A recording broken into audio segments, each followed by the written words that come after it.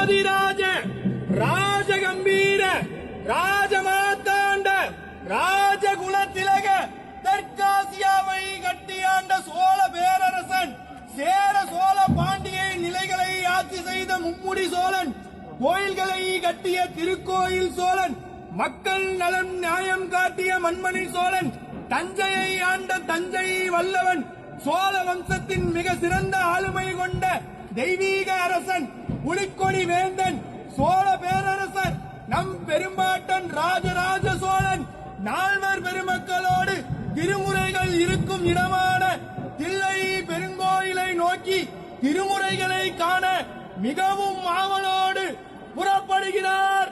வருகிறார் வருகிறார் வருகிறார்.